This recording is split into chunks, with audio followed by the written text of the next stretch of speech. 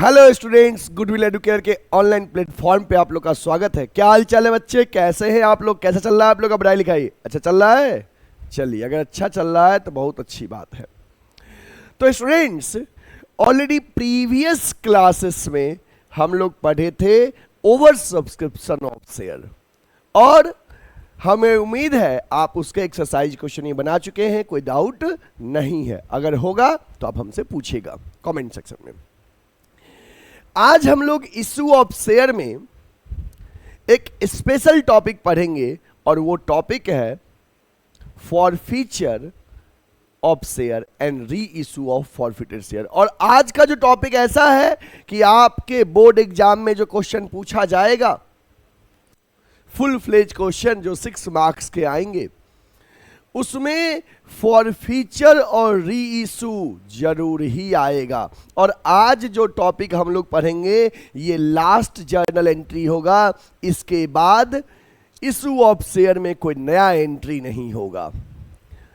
उसके बाद क्या होगा सर? फिर उसके बाद आप जितना कॉन्सेप्ट पढ़े हैं उन सभी कॉन्सेप्ट को मर्ज करके क्वेश्चन बनेगा और आपको सॉल्व करना है। जैसे आगे क्वेश्चन बनेगा, कंपनी शेयर इशू की, शेयर ओवर सब्सक्राइब हो गया, शेयर प्रीमियम पे इशू की, कॉल्स इन अरियर हो गया, कॉल्स इन एडवांस हो गया, कोई पैसा नहीं दिया तो उसका शेयर फॉरफिट कर दिए, बाद में उन शेयर को किसी और को री इशू कर दिए। ये सारा टॉपिक मर्ज हो जाएगा एक क्वेश्चन में, ठीक है?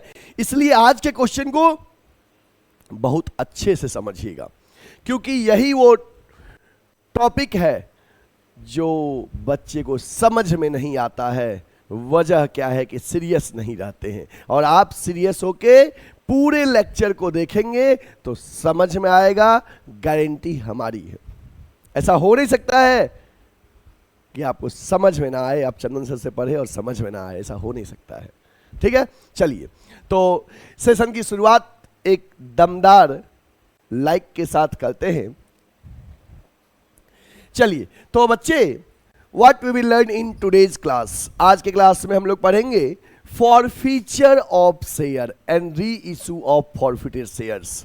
ये दो टॉपिक आज के क्लास में हम लोग पढ़ेंगे, forfeiture of share and reissue of forfeited share. सवाल है, सर फॉरफीचर ऑफ शेयर क्या होता है? देखो, आप जानते हो कि कंपनी शेयर का पैसा इंस्टॉलमेंट मांगती है, कंपनी शेयर का पैसा इंस्टॉलमेंट में मांगती है। तो कभी कभी क्या होता है, कुछ शेयर होल्डर्स कंपनी का इंस्टॉलमेंट पे करने में फेल हो जाते हैं, तो कंपनी उन डिफॉल्टिंग शेयर होल्डर्स का शेयर कैंसल कर देती है। उसी को हम बोलते हैं फॉरफीचर ऑफ शेयर। जैसे मान लो कंपनी किसी को 100 शेयर अलॉट की, एक शेयर 10 रुपए का है, 3 एप्लीकेशन में मिलना था, 2 अलॉटमेंट में, 3 फर्स्ट कॉल में, 2 सेकेंड कॉल में। अब कोई एक ऐसा ग्रुप है जो एप्लीकेशन और अलॉटमेंट दे दिया, जब कंपनी फर्स्ट कॉल मांगी तो फर्स्ट कॉल नहीं दिया, सेकेंड कॉल मांगी तो सेकेंड कॉल नहीं दिया, तो उसके फर्स्ट कॉल और सेकेंड कॉल पे ना करने की वजह से कंपनी जब उसका शेयर कैंसिल कर देगी तो उसी को हम कहते हैं फॉरफीचर ऑफ शेयर, ठीक है? जैसे क्लासरूम में ही होता है ना कि आपको जानते हो कोचिंग का फीस इंस्टॉलमेंट में देना है ना, तो कुछ पैसा हम आपको एप्लीकेशन पे मांगे जब आप एडमिशन लेने आते हो, एडमिशन फॉर्म का पैसा, कुछ हम आपसे अलॉटमेंट के टाइम में मांगे जब हम आपको सीट अलॉट करते हैं कोचिंग में, फिर उसके बाद क्लास में फिर मांगने आएंगे कुछ दिन बाद पैसा, दैट इज फर्स्ट कॉल, फिर मांगने आएंगे दैट इज सेकेंड कॉल। और होता है कई बार कि कुछ बच्चे फीस नहीं पे करते हैं, तो फर्स्ट कॉल मांगने आए नहीं दिए, तो हो सकता है, मेरे मन पे है कि हम हो सकता है इंस्टेंटली ही उसका सीट कैंसिल कर दे।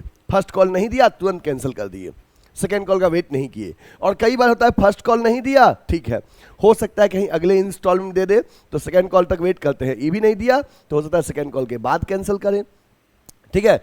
तो कंपनी जैसे शेयर होल्डर्स का शेयर कैंसिल करती है, ऐसे ही जब कोचिंग में अलॉटेड सीट हम आपका कैंसिल करते हैं किसी बच्चे का, तो सीट कैंसिल किए ना, और वही सीट किसी और को बाद में अलॉट कर देंगे, किसी और का एडमिशन उस पर ले लेंगे, दैट इज री इशू। जब कंपनी शेयर होल्डर्स का शेयर कैंसिल करती है, इंस्टॉलमेंट पे नहीं करने की वजह से, चाहे वो इंस्टॉलमेंट अलॉटमेंट का हो सकता है या फर्स्ट कॉल का हो सकता है, चाहे सेकंड कॉल का हो सकता है, कोई भी इंस्टॉलमेंट पे करने में शेयर होल्डर्स अगर फेल होता है तो कंपनी उस डिफॉल्टिंग शेयर होल्डर्स का शेयर कैंसिल करती है। इसी को बोलते हैं बच्चे फॉरफीचर ऑफ शेयर। और जब फॉरफिटेड शेयर, कैंसल्ड शेयर को बाद में किसी और को कंपनी री इशू करती है ना, उसे बोलते हैं री इशू ऑफ फॉरफिटेड शेयर। ठीक है, चलिए इन दोनों ही टॉपिक के बारे में मैंने ओवरव्यू दे दिया, अब थोड़ा डिटेल में पढ़ते हैं।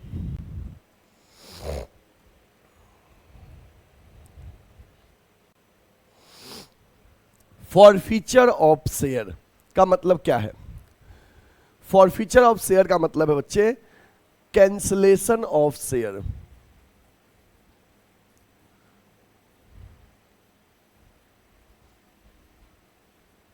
Forfeiture of share means cancellation of shares. Why? Due to non-payment of allotment और कॉल मनी। अगर कोई शेयर होल्डर्स अलॉटमेंट और कॉल का पैसा नहीं देता है तो कंपनी उस शेयर होल्डर्स का शेयर कैंसिल करती है। इसी को हम बोलते हैं बच्चे फॉरफीचर ऑफ शेयर। ठीक है, ओके। लिखा है पहला point, if any shareholders fails to pay amount due on allotment और एनी कॉल, यदि कोई भी शेयर होल्डर्स फेल होता है ड्यू अमाउंट पे करने पे, इधर अलॉटमेंट का और कॉल का, within the specified period the director में cancel his share, this is called forfeiture of share. मतलब कि कोई भी शेयर होल्डर्स अगर शेयर का ड्यू मनी इधर अलॉटमेंट का या कॉल का पे करने में फेल होता है, at that time director has the right to cancel this share। Director के पास राइट होता है, डायरेक्टर उसका शेयर कैंसिल करता है। इसी को फॉरफीचर ऑफ शेयर कहते हैं। क्लियर, समझ में आ गया ना? ओके, आगे है defaulting share holders must be given a minimum 14 days notice requiring to pay the unpaid amount of his share together with accrued interest thereon. Unpaid amount together with accrued interest, मतलब जो share holders default होता है, जो पे नहीं कर पा रहा है अपना ड्यू इंस्टॉलमेंट, उस डिफॉल्टिंग शेयर होल्डर्स को कंपनी मिनिमम 14 days का नोटिस देती है, 14 days बिफोर, कि आप काइंडली अपना ड्यू अमाउंट पे कर दीजिए इंटरेस्ट के साथ। अदरवाइज उस पर क्लियरली मेंशन रहता है कि आप अगर नहीं पे करेंगे तो कंपनी आपका शेयर कैंसिल कर देगी। समझ में आया बात कि नहीं? तो जब कंपनी किसी शेयर होल्डर्स के द्वारा शेयर का ड्यू अमाउंट पे नहीं किया जाता है, पे करने में शेयर होल्डर फेल होता है, तो कंपनी उसका शेयर जब कैंसिल करे उसी को फॉरफीचर कहते हैं। और कैंसिल करने से पहले मिनिमम 14 days बिफोर नोटिस जरूर कंपनी देगा कि आप अपना इस डेट तक ड्यू अमाउंट पे कर दीजिए, इंटरेस्ट के साथ, लेट पीरियड का जो इंटरेस्ट है उसके साथ। नहीं पे करेंगे तो हम आपका शेयर कैंसिल कर देंगे। नोटिस पे क्लियरली मेंशन होना चाहिए कैंसिलेशन की बात, कि नहीं पे करेंगे तो कैंसिल कर देंगे। Clear, okay. The notice must be state that if unpaid amount is not paid within the certain period share shall be forfeited. यही बात जो हमने बताया कि नोटिस में क्लियर मेंशन रहेगा कि अगर आप अनपेड अमाउंट नहीं पे करेंगे तो आपका शेयर कैंसिल कर दिया जाएगा। यहां तक फॉरफीचर की बात की है। ठीक है, आगे, after the forfeiture the name of share holders is removed from the register of the member. Forfeiture के बाद कंपनी उस शेयर होल्डर्स का रजिस्टर पर से नाम हटा देता है। जैसे कोचिंग में कोई भी बच्चा का सीट अगर हम कैंसिल कर दिए, वो फीस नहीं दे रहा है, बार बार मांगने पे भी नहीं दे रहा था, हम कहते हैं ठीक है अगर आप 1 सप्ताह के अंदर नहीं देंगे, 2 सप्ताह के अंदर नहीं देंगे तो आपका सीट कैंसिल कर देंगे कि आप इस डेट के बाद मत आइएगा। मना कर दिए, और जब उसको मना कर दिए, सीट कैंसिल कर दिए, तो उसका नाम जो अटेंडेंस रजिस्टर है उस पर से हटा दिए। होता ना, ऐसे ही कंपनी कि डिफॉल्टिंग शेयर होल्डर का जब शेयर कैंसिल करती है तो मेंबर रजिस्टर जो होता है जिसपे सभी मेंबर्स का नाम होता है उस पर से नाम हटा देती है। ठीक है, ओके। और उसके द्वारा जो प्रीवियस इंस्टॉलमेंट पेड है, मान लो सर कि वो एप्लीकेशन नहीं दिया, सॉरी एप्लीकेशन दे दिया, अलॉटमेंट दे दिया, फर्स्ट कॉल दे दिया, मान लीजिए वो सेकेंड कॉल नहीं दिया इसलिए कैंसिल किए, तो ठीक है, तो प्रीवियस इंस्टॉलमेंट जो पेड है एप्लीकेशन का, अलॉटमेंट का, फर्स्ट कॉल का, ये कंपनी सीज कर लेगी और ये कंपनी का हो जाएगा, रिटर्न नहीं किया जाएगा। वही बात लिखा है, the amount already paid by him belongs to the company is not return to him. जो अमाउंट उन डिफॉल्टिंग शेयर होल्डर्स के द्वारा प्रीवियस इंस्टॉलमेंट में पे किया गया है वो कंपनी का हो जाएगा, कंपनी उसे रिटर्न नहीं करेगी। ठीक है, एक बार मैं रिकॉल कर दे रहा हूं बच्चे, फॉरफीचर ऑफ शेयर मतलब हो गया cancellation of share. Forfeiture of share means cancellation of share due to non payment of allotment और एनी कॉल मनी। ठीक है, फॉरफीचर में क्या होता है, कंपनी शेयर होल्डर्स का नाम कंपनी के मेंबर रजिस्टर से हटा देती है और शेयर होल्डर्स द्वारा जो ऑलरेडी पेड अमाउंट है वो कंपनी का हो जाता है, कंपनी उसे रिटर्न नहीं करती है। ठीक है, और फॉरफीचर करने से पहले 14 डेज पहले before, minimum 14 days before company notice जरूर देगी डिफॉल्टिंग शेयर होल्डर्स का कि कृपया आप अपना जो ड्यू इंस्टॉलमेंट है वो पे कर दीजिए इंटरेस्ट के साथ, अदरवाइज कंपनी आपका शेयर कैंसिल कर देगी। ठीक है, चलिए इसको नोट कर लीजिए। ओके, नेक्स्ट है entries on forfeiture of share. Entries on forfeiture of share कि जब कंपनी शेयर कैंसिल करती है तो क्या क्या जर्नल एंट्री करती है इसकी बात करेंगे। यहां पे हम लोग एंट्री सीखेंगे फॉरफीचर के टाइम में, फॉरफीचर का एंट्री क्या होता है। ठीक है, ओके, तो बच्चे आप जानते हो कि कंपनी जो शेयर इशू करती है पब्लिक को, कैसे कैसे इशू कर सकती है, एट पार और एट प्रीमियम। क्या पब्लिक को डिस्काउंट पे इशू करते हैं, कहोगे नहीं सर।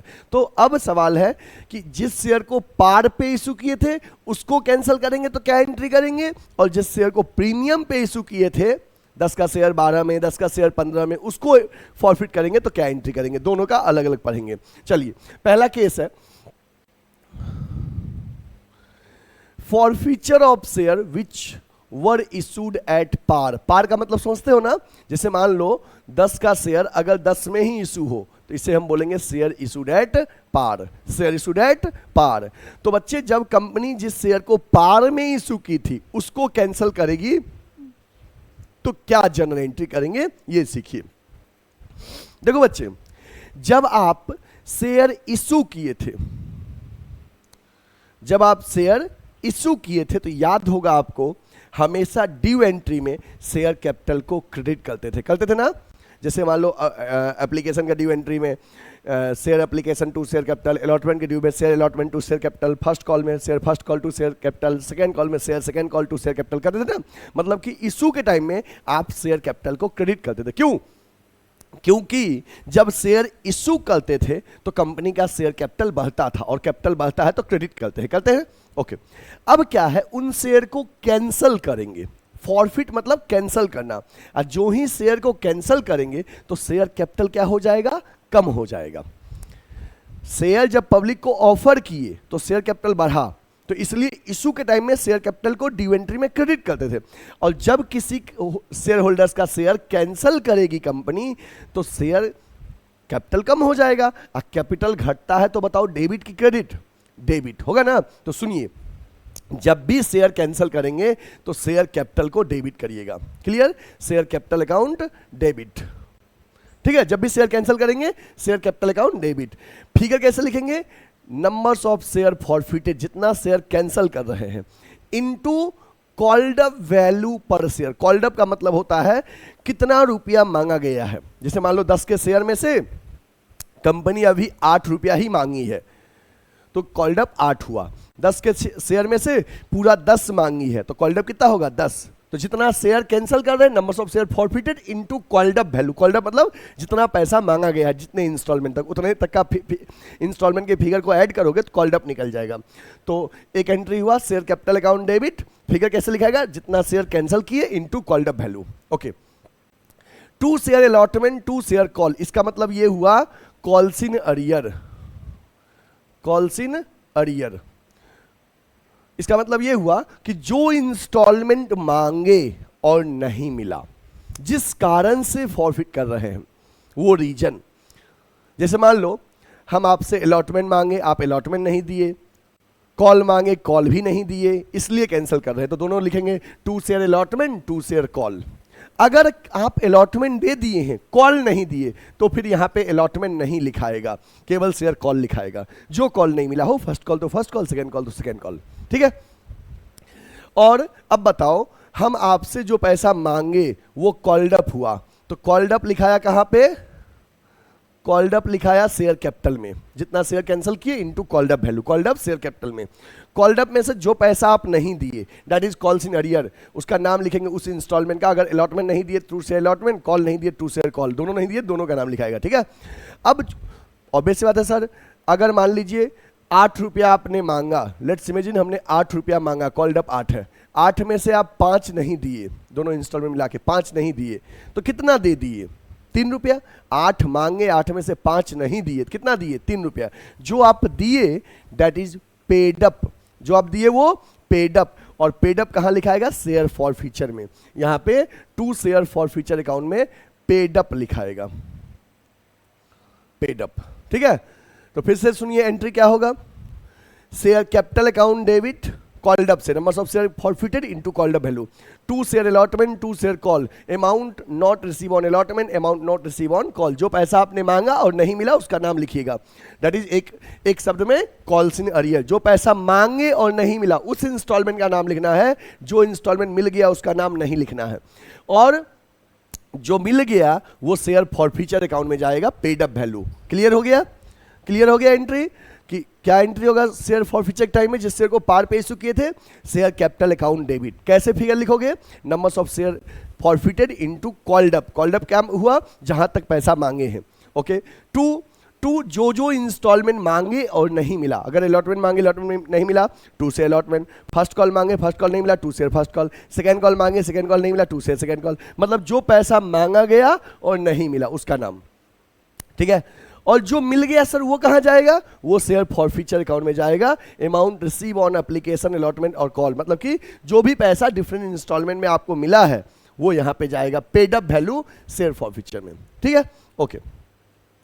अब एक एग्जाम्पल के थ्रू आपको ये कॉन्सेप्ट हम और अच्छे से क्लियर करते हैं। न्यूमेरिकल एग्जाम्पल छोटा सा लिए हैं, इसके माध्यम से आपको कॉन्सेप्ट क्लियर करते हैं। देखिए क्या लिखा है, Gopal was holding 100 shares of tennis. Gopal एक पर्सन है जिसके पास 100 शेयर है 10 रुपए का, of a company on which he had paid 3 on application, जिसपे वो 3 रुपया एप्लीकेशन का दे दिया, 2 ऑन अलॉटमेंट, 2 रुपया अलॉटमेंट का दे दिया, बट कुड नॉट पे 2 ऑन फर्स्ट कॉल, 2 रुपया फर्स्ट कॉल का नहीं दिया। If the shares of Gopal are forfeited by the directors, the entry of forfeiture shall be shares will be. अब देखो गोपाल के पास 100 शेयर है, शेयर 10 का है, वो 3 रुपया एप्लीकेशन पे दे दिया, 2 रुपया अलॉटमेंट पे दे दिया। कितना दे दिया? 3 और 2 5 रुपया दे दिया, और 2 रुपया फर्स्ट कॉल का नहीं दिया, 3 एप्लीकेशन का पे कर दिया। ध्यान दीजिए, गोपाल एप्लीकेशन का 3 रुपया पे कर दिया, अलॉटमेंट का 2 रुपया पे कर दिया, बट जब कंपनी फर्स्ट कॉल मांगी तो फर्स्ट कॉल का 2 रुपया वो पे नहीं किया, ठीक है। डायरेक्टर उसका शेयर कैंसिल किया, तो क्या बताओ, 3 और 2 5 पे कर दिया, तो कितना नहीं, और कौन सा नहीं दिया? फर्स्ट कॉल का 2 नहीं दिया। तो कुल यहां से यहां तक में कितना मांगे हैं? जहां जो पैसा नहीं दिया ना कॉल्ड अप, वहां तक होगा 3 2 5 और 2 7, कॉल्ड अप कितना होगा? 7 रुपया। पूरे 10 कॉल्ड अप नहीं होगा, हो सकता है कि आगे 3 रुपया कंपनी बाद में मांगती। अभी जितना मांगी है जहां तक वहीं तक कॉल्ड अप होगा, ठीक है। कॉल्ड अप हो गया 7 रुपया, आपको समझाने के लिए लिख रहा हूं कि कॉल्ड अप हो गया 7 रुपया। सवाल से इसका जर्नल एंट्री करिए, तो देखिए जर्नल एंट्री देखेंगे। देखो शेयर को कैंसिल कर रहे हैं तो शेयर कैपिटल अकाउंट डेबिट करेंगे, शेयर कैपिटल अकाउंट डेबिट। जितना शेयर कैंसिल कर रहे हैं 100 into called up, called up कितना हुआ? 700। टू जो इंस्टॉलमेंट नहीं मिला, कॉल सिनेरियो क्या नहीं मिला? फर्स्ट कॉल नहीं मिला, तो 2 share first call, 2 share first call account. जो पैसा नहीं मिला 2 रुपया फर्स्ट कॉल का नहीं मिला 200। जो पैसा मिल गया वो शेयर फॉर फ्यूचर अकाउंट में, 2 शेयर फॉर फ्यूचर अकाउंट में जो पैसा मिल गया, कितना मिल गया है? ऊपर का ये एप्लीकेशन और अलॉटमेंट का 5 रुपया मिल गया है, 500, ओके। ये एंट्री होगा, ठीक है।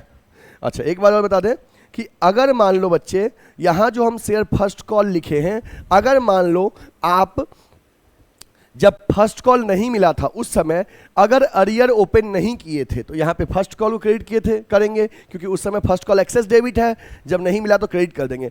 अगर आप अरियर ओपन किए थे, कॉल्स इन अरियर ओपन किए थे बैंक एंट्री में, तो क्लोज करने के लिए यहाँ पे कॉल्स इन अरियर को क्रेडिट करिएगा एज पर सिचुएशन। यहाँ पे कॉल्स इन अरियर को क्रेडिट करिएगा, समझ गए बात ना? ओके चलिए इसको नोट कर लीजिए।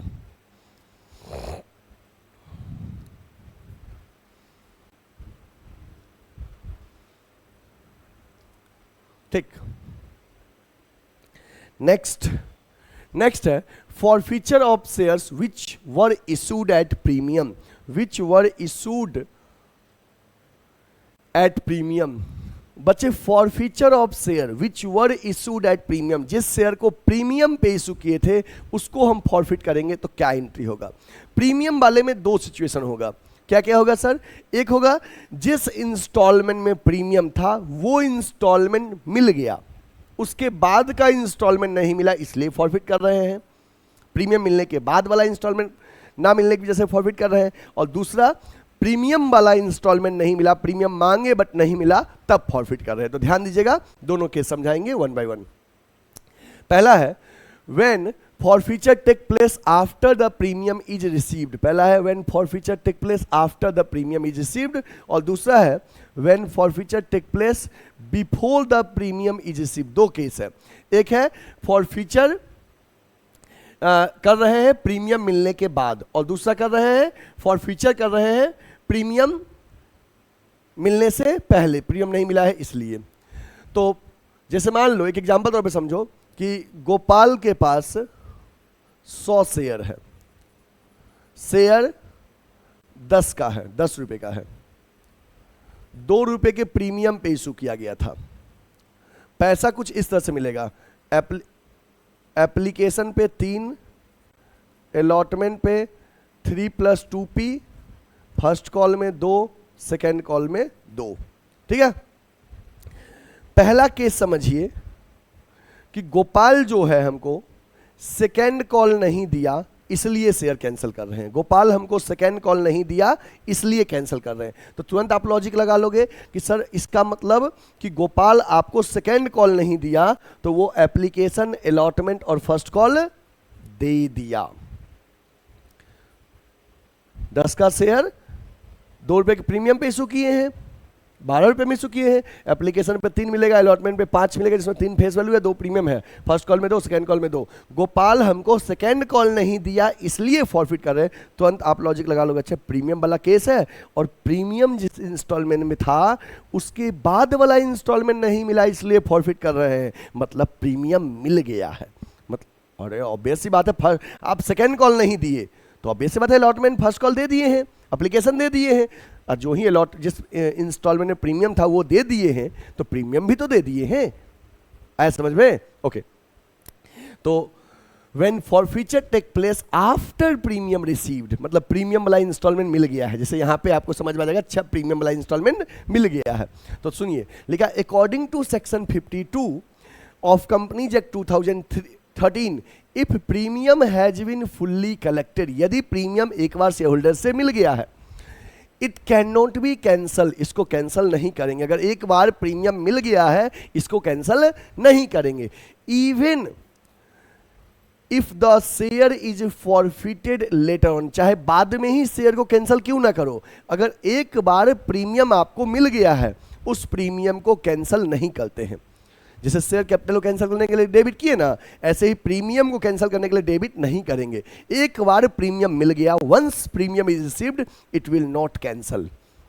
Okay, as such securities premium account will not be debited in the entry of forfeiture, मतलब सिक्योरिटीज प्रीमियम को डेबिट नहीं करेंगे। ये पॉइंट आपको ध्यान देना है।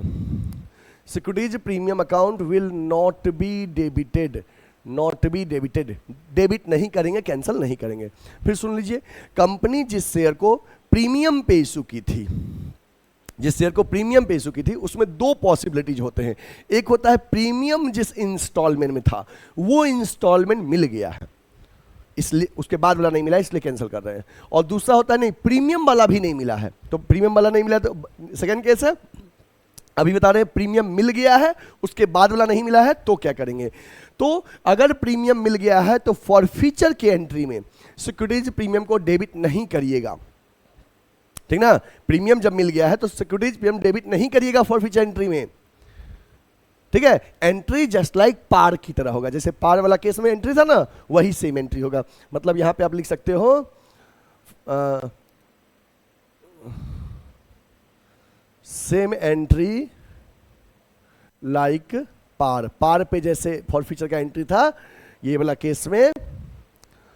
केस में जो पार का एंट्री था ना वही एंट्री रहेगा, यहां पे सिक्योरिटीज प्रीमियम डेबिट नहीं होगा। चलिए एंट्री करके बताते हैं आपको।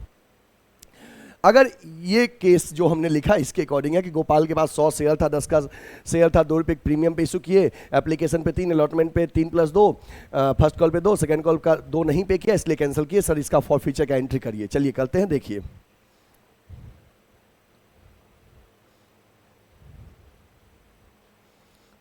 शेयर कैंसिल करिएगा तो शेयर कैपिटल को डेबिट करिएगा, शेयर कैपिटल अकाउंट डेबिट। कितने से कॉल्ड अप वैल्यू से। कॉल्ड अप प्रीमियम छोड़ के होता है, फेस वैल्यू में से होता है। तो जब हम आपसे फाइनल कॉल मांगे हैं तो इसका मतलब पूरा फेस वैल्यू मांगे हैं, ये कॉल्ड अप फेस वैल्यू में से होता है। 3 3 6 2 8 2 10 10 100 शेयर पे 10 के हिसाब से 1000 रुपया। 2 जो पैसा आप नहीं दिए, आप क्या नहीं दिए, किस लिए कैंसिल कर रहे हैं, सेकेंड कॉल नहीं मिलने की वजह से, तो लिख दीजिए 2 share second call account, second and final call account. जो पैसा नहीं मिला जिस वजह से कैंसिल कर रहे हैं, 100 शेयर पे 2 के हिसाब से 200। 2 जो पैसा मिल गया वो शेयर फॉरफीचर में जाएगा, तो जो मिल गया ना शेयर फॉरफीचर में वो फेस वैल्यू जाएगा, ये बचा हुआ फेस वैल्यू यहां से यहां तक, ठीक ना। प्रीमियम नहीं, फेस फॉरफीचर में फेस वैल्यू में से जो मिला है, 10 में से 2 नहीं दिए तो कितना दे दिए, 3 3 6 2 8 रुपया। तो 2 शेयर फॉरफीचर अकाउंट में जाएगा 800 रुपया, ये एंट्री होगा। समझ में आ गया। तो अब देखो क्या इस एंट्री में हम सिक्योरिटीज प्रीमियम को डेबिट किए हैं, नहीं। मतलब कि एक बार प्रीमियम मिल गया तो उसको कैंसिल नहीं करते हैं, जस्ट एंट्री पार की तरह है, पार वाले केस की तरह एंट्री है, ठीक है। ओके, अब सुनिए, अब दूसरा case, when forfeiture take place before premium is received. Premium नहीं मिला, प्रीमियम नहीं मिला, प्रीमियम मिलने से पहले ही कैंसिल कर दिए, मतलब मांगे और नहीं मिला इसलिए कैंसिल कर दिए, मतलब ड्यू हुआ प्रीमियम बट नहीं मिला। तो when the forfeiture take place before premium is received, when the share is forfeited on which premium has becomes due, premium due हुआ, has not been received लेकिन नहीं मिला। ड्यू एंट्री मतलब मांगे बट आपने नहीं दिया वो इंस्टॉलमेंट, इधर होली चाहे पूरा नहीं दिया चाहे partially. Securities premium account must be debited with the amount of premium not received in the entry of forfeiture. In the entry forfeiture, the entry will be, अब सुनो, अगर हम आपसे प्रीमियम वाला इंस्टॉलमेंट मांगे और आप चाहे पूरा प्रीमियम नहीं दिए या पार्टली नहीं दिए, जितना से सिक्योरिटीज प्रीमियम नहीं दिए फॉरफीचर के एंट्री में सिक्योरिटीज प्रीमियम उतना से डेबिट कर देंगे। तो एंट्री क्या होगा, जिस पे प्रीमियम नहीं मिला है share capital account debit, securities premium account debit, 2 share allotment, 2 share call, call में यहाँ पे जो भी कॉल नहीं मिला फर्स्ट कॉल सेकेंड कॉल उसका नाम लिखाएगा, और 2 शेयर फॉरफीचर। बस क्या ऐड हो गया, सिक्योरिटीज प्रीमियम ऐड हो जाएगा जब प्रीमियम नहीं मिलेगा। चलिए इसका भी एक केस बताते हैं। जैसे मान लो बच्चे,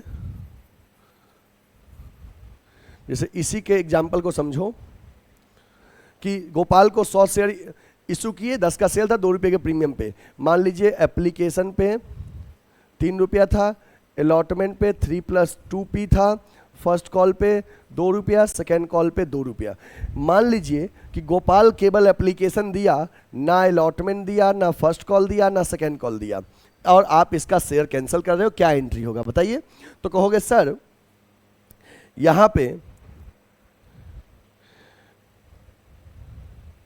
यहाँ पे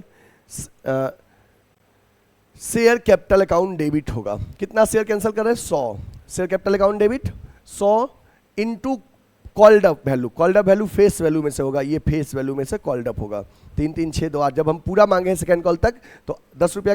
3 3 6 2 8 2 10 तो 10 रुपया होगा। तो 100 शेयर इंटू 10, तो यहाँ पे शेयर कैपिटल में जाएगा 1000 रुपया। ठीक है। सिक्योरिटीज प्रीमियम में कितना जाएगा? 100 शेयर पे 2 के हिसाब से। ये प्रीमियम नहीं मिला है, नहीं मिला है तो सिक्योरिटीज प्रीमियम डेबिट करेंगे, ठीक ना, क्योंकि जिस इंस्टॉलमेंट में प्रीमियम था वो नहीं मिला। तो 100 इंटू 200 रुपया यहाँ गया। अलॉटमेंट में कितना नहीं गया?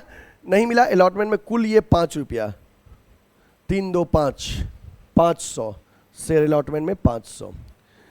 अब देखो फर्स्ट कॉल सेकेंड कॉल अलग अलग है तो दोनों को अलग अलग लिखिएगा। 2 share first call account, 100 share पे 2 के हिसाब से 200। 2 share second call account, 100 share पे 2 के हिसाब से 200। और 2 शेयर फॉर फ्यूचर में जो मिला है, जब आप हमको allotment first call second call नहीं दिए तो क्या दिए हैं? केवल एप्लीकेशन। 3 के हिसाब से 300। समझ में आ गया? फिर समझ लो बच्चे, आप 100 शेयर गोपाल का कैंसिल कर रहे हो। शेयर 10 का था, 2 रुपए के प्रीमियम पे इशू हुआ था, पैसा कुछ इस तरह से मिलता। उसने एप्लीकेशन दिया, उसके बाद कोई इंस्टॉलमेंट नहीं दिया, ना अलॉटमेंट दिया, ना फर्स्ट कॉल दिया, ना सेकेंड कॉल दिया। उस केस में जो इंस्टॉलमेंट नहीं मिला, ठीक ना, तो आपको ध्यान देना था, अरे मैंने तो शेयर प्रीमियम पे इशू किया था और प्रीमियम वाला इंस्टॉलमेंट नहीं मिला। और सर ने बताया था जब प्रीमियम नहीं मिला तो फॉरफीचर के एंट्री में जैसे शेयर कैपिटल डेबिट करते हैं वैसे ही सिक्योरिटीज प्रीमियम भी डेबिट करेंगे। ठीक है, तो share capital debit, securities premium account debit. 2 जो इंस्टॉलमेंट नहीं मिला और जो मिल गया शेयर फॉरफीचर में। अब 100 शेयर पे पूरे कॉल्ड अप 10 था, 1000 रुपया शेयर कैपिटल में गया। प्रीमियम का 2 नहीं मिला, सिक्योरिटीज प्रीमियम में 200 गया। 2 शेयर अलॉटमेंट में together with premium 500। 2 share first call में 200, 2 शेयर सेकेंड कॉल में 200। ठीक है, और जो मिल गया ये 3 रुपया शेयर फॉर फ्यूचर में गया। ठीक है, इसको नोट कर लो बच्चे।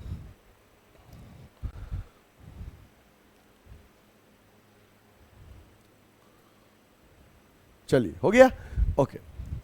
अब हम लोग पढ़ेंगे री issue of forfeited share. Reissue of forfeited share, मान लो आपने शेयर को कैंसल कर दिया, चाहे पार वाला केस था, चाहे प्रीमियम वाला में प्रीमियम मिला या ना मिला, जो भी केस था, शेयर को कैंसिल कर दिया। एक एंट्री कैंसलेशन का होगा एज पर सिचुएशन।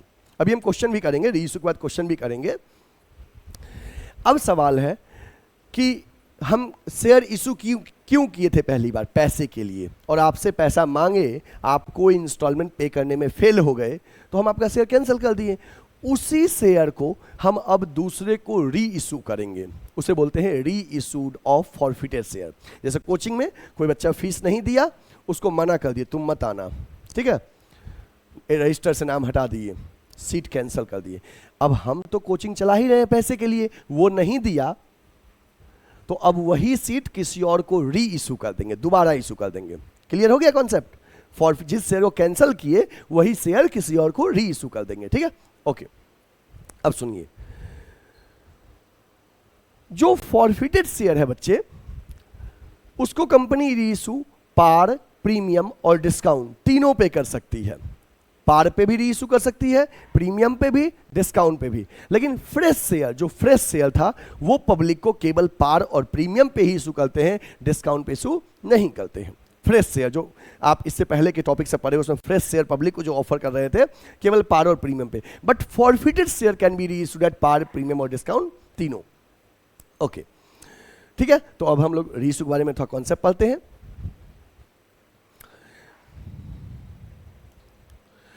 री इशू ऑफ फॉरफिटेड शेयर लिखा है, directors have the authority, directors के पास ऑथोरिटी होता है, पावर होता है, to reissue the forfeited share. Forfeited share को री इशू करने का डायरेक्टर्स पर पावर होता है on such terms as they think fit, जैसा वो सोचते हैं कि जो भी फिट हो उसके अकॉर्डिंग री इशू करते हैं।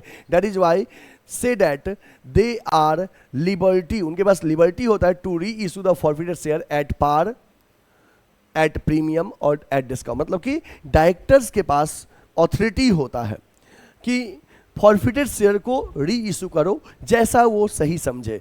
पार पे तो पार पे, पार मतलब 10 का शेयर 10 में, प्रीमियम पे तो 10 का शेयर 10 से ज़्यादा में, डिस्काउंट पे तो 10 का शेयर 10 से कम में। लेकिन डिस्काउंट का एक लिमिट होता है, कितना डिस्काउंट देंगे, कितना होता है, जितना पहले फॉरफिटेड शेयर पे मिल चुका है। मतलब कि 10 का शेयर पे पहले 3 रुपया मिल चुका था तो मैक्सिमम डिस्काउंट 3 रुपया ही देंगे। तो 10 का शेयर मिनिमम कितने में रीइशू करेंगे, 7 रुपये में। मतलब कि मैक्सिमम जितना पहले मिल चुका था उतना डिस्काउंट दे सकते हैं। तो आप निकाल लोगे मिनिमम कितना में रीइशू करेंगे।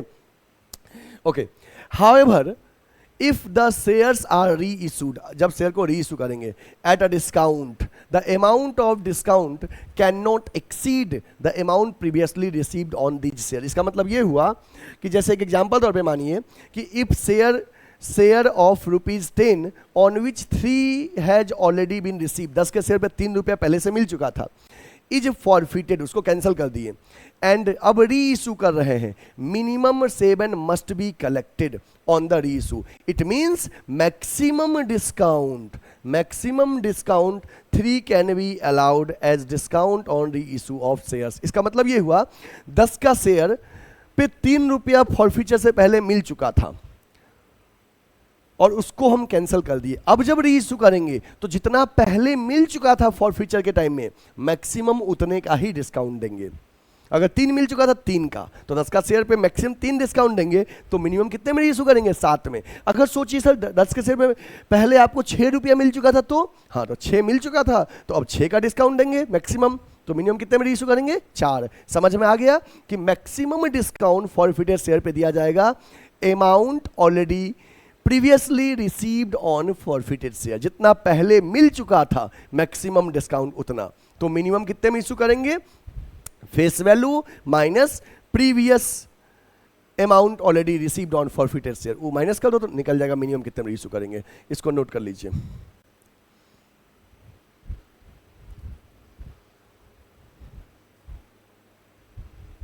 ओके, अब बच्चे हम लोग फॉर री इशू में एंट्री क्या करते हैं, जनरल एंट्री, वो हम लोग देखते हैं। सुनिए, जैसे फ्रेश शेयर कंपनी इशू जब करती थी तो फ्रेश शेयर जब पहली बार इशू करती थी तो कंपनी एट पार इशू करती थी, एट प्रीमियम इशू करती, डिस्काउंट पे इशू नहीं करती है। But forfeited share par, premium और डिस्काउंट तीनों पे इशू होता है। दूसरी बात, फ्रेश शेयर डिफरेंट इंस्टॉलमेंट में इशू होता था। एप्लीकेशन पे कुछ मिला, कुछ अलॉटमेंट मिलेगा, कुछ फर्स्ट कॉल में मिलेगा, कुछ सेकंड कॉल में मिलेगा। बट फॉरफिटेड शेयर उन लेंदी प्रोसीजर के थ्रू कंपनी इशू नहीं करती है। फॉरफिटेड शेयर जब भी कंपनी इशू करती है तो एक बार में पैसा मिले, मतलब पैसा आया तो बैंक डेबिट, और शेयर इशू के तो शेयर कैपिटल क्रेडिट। वो lengthy process application allotment first call second call ऐसे इशू नहीं करती है फॉरफिटेड शेयर। क्लियर? ओके, तो सुनिए, journal entries on reissue of forfeited share, मतलब जिन शेयर को री इशू कर रहे हैं फॉरफिटेड शेयर को, उसके री इशू के टाइम में क्या एंट्री होगा। पहला case, if the forfeited shares are reissued at par, अगर पार पे इशू कर रहे हैं तो पार मतलब 10 का शेयर 10 में फेस वैल्यू पे, तो जो पैसा मिलेगा bank account debit to share capital, जितना शेयर री इशू कर रहे हैं इनटू 10 मतलब face value to share capital में, मतलब फॉरफिटेड शेयर री इशू करेंगे तो पैसा आएगा bank to share capital. If the forfeited shares are reissued at premium, अगर प्रीमियम पे इशू करें तो पैसा एक्स्ट्रा आएगा, जो आएगा वो बैंक में डेबिट होगा, to share capital face value share capital में जाएगा, और to securities premium face value से एक्स्ट्रा जो मिलेगा वो सिक्योरिटीज प्रीमियम में जाएगा। If the forfeited shares are reissued at discount, अगर फॉरफिटेड शेयर डिस्काउंट पे इशू करते हैं तो जो पैसा आएगा वो बैंक में डेबिट होगा, जितना छूट देंगे उसके लिए डिस्काउंट डेबिट ना करके शेयर फॉरफिचर डेबिट करेंगे। जहां डिस्काउंट डेबिट ना करके शेयर फॉरफिचर डेबिट करेंगे। क्यों? जब आप शेयर को कैंसिल किए थे तो शेयर फॉरफिचर क्रेडिट हुआ था ना, और शेयर फॉरफिचर जो क्रेडिट हुआ था वो कैपिटल गेन था आपके लिए। तो अब शेयर को डिस्काउंट पे री इशू करने में जो लॉस होगा वो कैपिटल लॉस इसी से कवर अप होगा। ठीक है, तो जब शेयर को डिस्काउंट पे इशू करोगे तो शेयर फॉरफिचर डेबिट करेंगे with the amount of discount के पोर्शन से, और मैक्सिमम डिस्काउंट आपको बता ही दिए कितना देंगे, जितना पहले ऑलरेडी मिल चुका था फॉरफिचर टाइम में मैक्सिमम उतना। तो आप देख लेना कैसे कितना दे रहे हो। तो bank debit, share forfeiture account debit to share capital account, share forfeiture में with the amount of discount, with the amount of discount, जितना डिस्काउंट है वो शेयर फॉरफिचर में जाएगा।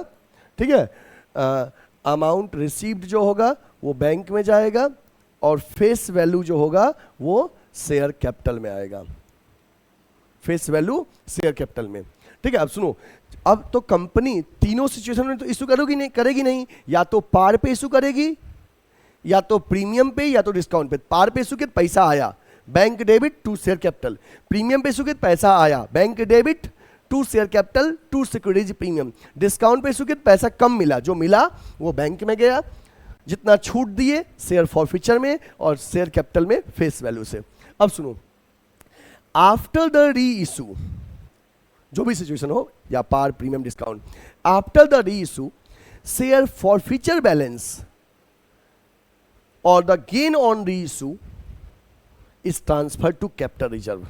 मतलब जरा सोचो, इसका मतलब ये हुआ कि जैसे बच्चे आप शेयर को जब कैंसिल किए थे, शेयर को जब कैंसिल किए थे तो हर कैंसल एंट्री में शेयर फॉरफीचर क्रेडिट किए थे, यहां भी शेयर फॉरफीचर क्रेडिट किए थे, शेयर को कैंसिल करने में किए थे ना। जब आप शेयर को फॉरफिट किए थे तो शेयर फॉरफीचर क्रेडिट कर रहे थे ना जी, फॉरफीचर एंट्री में। हो गया यस सर। तो ये जो फॉरफीचर के टाइम में शेयर को फॉरफीचर क्रेडिट कर रहे थे, ये शेयर फॉरफीचर आपके लिए कैपिटल गेन था। क्या था? Capital gain. ठीक है, तो जब फॉरफिटेड शेयर को आप री इशू कर दिए, तो री इशू के बाद उन जिन शेयर को री इशू कर रहे हो उस पे जो फायदा हुआ है री इशू करने से, ये उतने शेयर का फॉरफीचर बैलेंस कैपिटल रिजर्व में ट्रांसफर हो जाएगा। मतलब जिस शेयर को हम फॉरफिट किए, अगर हम उसको री इशू कर दिए तो उसके फॉरफीचर बैलेंस को कैपिटल रिजर्व में ट्रांसफर कर देंगे। अगर री इशू पार पे किए हो, प्रीमियम पे किए हो, तो कोई एक्स्ट्रा लॉस नहीं होगा, प्रोपोर्शनेट अमाउंट कैपिटल रिजर्व में ट्रांसफर हो जाएगा। अगर री इशू डिस्काउंट पे किए हो तो जितना डिस्काउंट दिए हो उतना से शेयर फॉरफीचर माइनस करके एक्सेस जो बचेगा कैपिटल रिजर्व में ट्रांसफर कर दीजिएगा।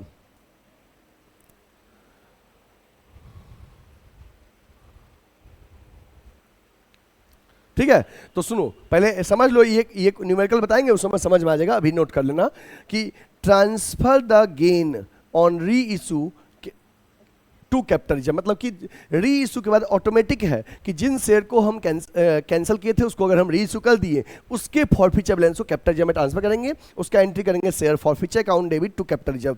ठीक है, ये हो गया। और आपको बुक में जो क्वेश्चन में आंसर जो दिया रहेगा, वो आंसर में यही दिया रहेगा कि कितना कैपिटल रिजर्व में ट्रांसफर हो रहा है। ठीक है, यही दिया रहेगा, यही आपको मैच करना होता है। ठीक है, तो पहले इसको नोट कर लो। ये एंट्री हम आपको और अच्छे से क्वेश्चन जैसे बताएंगे वैसे वैसे समझाएंगे। अभी नोट कर लीजिए।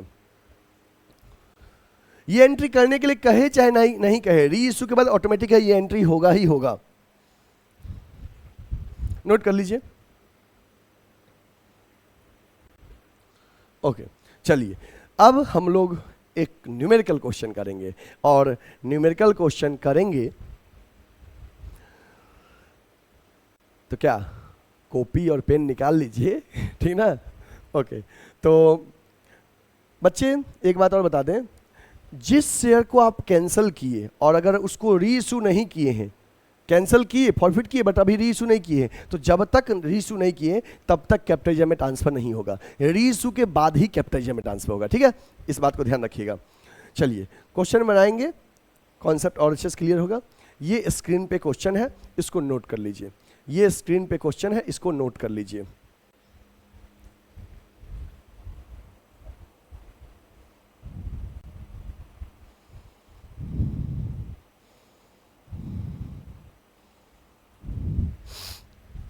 ओके, क्वेश्चन है, Pavan limited was registered with an authorise capital of 5 lakh rupees. 5 lakh company का ऑथराइज कैपिटल 5 लाख है, जिसमें रुपीज का सिंबल दिया है। 5 लाख ऑथराइज कैपिटल है, that is divided into shares of 10 each. Company का एक शेयर 10 का है। तो बच्चे, कंपनी का ऑथराइज्ड कैपिटल जो है वो 5 लाख रुपया है, और एक शेयर 10 रुपये का है, 10 ईच, मतलब एक शेयर 10 का है। तो अगर हमें ऑथराइज शेयर जानना होगा तो कितना हो जाएगा? 5 लाख कैपिटल है और एक शेयर 10 का है, तो इसको 5 लाख को एक शेयर के वैल्यूज डिवाइड कर दिए तो ऑथराइज शेयर 50,000 शेयर हो गया। समझ में आया बात कि नहीं आया? जैसे कंपनी का ऑथराइज कैपिटल 5 लाख है, मतलब मैक्सिमम कंपनी शेयर इशू करके 5 लाख रेज कर सकती है, चाहे कैसे भी इशू करे, चाहे कैश में इशू करे, चाहे कंसिडरेशन अदर देन कैश हो, मैक्सिमम कंपनी 5 लाख रेज कर सकती है शेयर इशू करके, ठीक है। और एक शेयर 10 का है, तो बताओ मैक्सिमम शेयर कितना इशू कर सकती है, नंबर्स ऑफ शेयर, तो 5 लाख को 10 से डिवाइड कर दिए, मैक्सिमम 50,000 शेयर इशू कर सकती है लाइफ टाइम में। आगे देखते क्या लिखा है। इट परचेज, मतलब company purchase building from Y, Y से खरीदा फॉर 2 लाख, 2 लाख का, और issued fully paid shares to Y for purchase consideration. यहाँ पे आपको क्वेश्चन में परचेज कंसिडरेशन भी आ गया, जो आप पढ़े थे shares issued for consideration other than cash, वो टॉपिक का भी एक पॉइंट आ गया। क्या आ गया कि कंपनी बिल्डिंग परचेज किया है, बिल्डिंग परचेज्ड फ्रॉम वाई, किससे परचेज किया है? वाई से। कितने में खरीदा है? 2 लाख में, 2 लाख में बिल्डिंग वाई से खरीदा है, ओके। और बदले में इशू किया फुल्ली पेड बोनस शेयर, और वाई को इशू किया issued bonus share, sorry bonus share कर रहे हैं, बदले में कंपनी उसको शेयर इशू कर दिया, issued fully paid share. Fully paid का मतलब हो गया कि आपने पूरा पेड कर दिया, अब आपसे कुछ लेना नहीं है। मतलब कंपनी 2 लाख का बिल्डिंग खरीदा वाई से, और बिल्डिंग के बदले में वाई को शेयर दे दिया अपने कंपनी का, ठीक है। यहां तक का पॉइंट हो गया परचेज कंसिडरेशन वाला, मतलब issue of share for consideration other than cash. आगे कह रहा है इट इनवाइटेड, पब्लिक को इनवाइट किया, application for balance 30,000 payable as follow. जैसे इसको जब 2 लाख का शेयर, 2 लाख शेयर दिया ना, तो कितना शेयर दिया होगा? जब 10 का एक शेयर है तो 20,000 शेयर दिया होगा, किसको? वाई को। उसके बाद बचा जो 30,000 शेयर वो पब्लिक को इशू किए, जिसमें 30,000 शेयर पब्लिक को इशू किया, public issued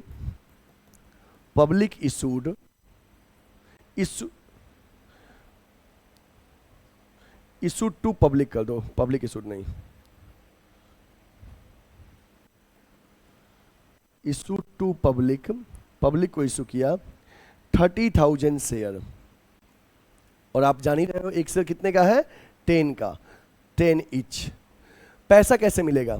3 on application, 3 on allotment, 2 first call, 2 final call. पैसा मिलेगा एप्लीकेशन पे 3, अलॉटमेंट पे 3, फर्स्ट कॉल पे 2, सेकेंड कॉल पे 2, ये 10 रुपया हो गया। आगे कह रहा है Ashok who had been allotted 500 shares failed to pay both call।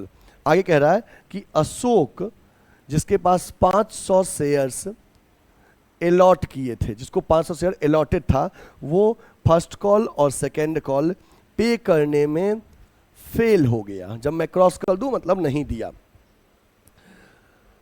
मतलब नहीं दिया, ठीक है, यहां तक तो आपको आता ही है, नहीं दिया, फेल टू पे। हिज शेयर वर फॉरफिटेड, हिज शेयर वर फॉरफिटेड, इसलिए उसका शेयर फॉरफिट कर दिए। अशोक का शेयर, हिज शेयर फॉरफिटेड, इसलिए कंपनी उसका शेयर फॉरफिट कर दी। एंड री इशूड एट 9 पर शेयर टू हरी, री इशू